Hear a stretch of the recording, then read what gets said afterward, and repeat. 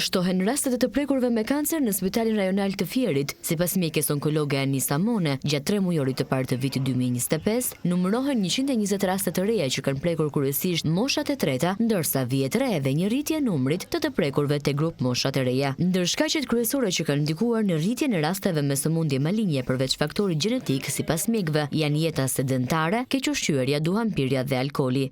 Aktualisht për vitin 2025, për këto 3 muaj, janë diagnostikuar afërsisht 120 pacient. Pjesa më e madhe të cilëve janë moshat e treta, që ndiqen me trajtim paliativ për dhimbjen apo ankesat që ato kanë.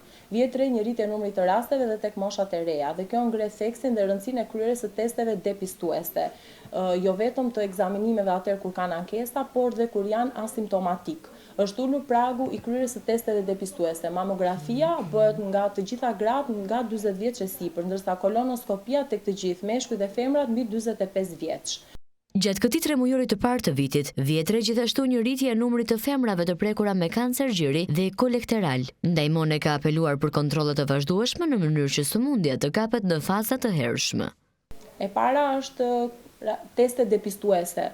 Duhet të bëhen nga të gjithë, sipas grup moshave, riskut individual apo dhe faktorëve gjenetik që secili nga ne dhe predispozitës familjare që ka.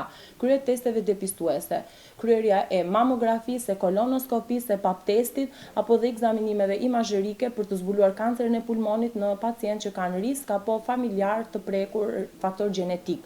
Përballë kësaj situate, mjekja Mone ka apeluar për kontrolle të vazhdueshme në mënyrë që sëmundja të mos diagnostifikohet në stade të avancuara.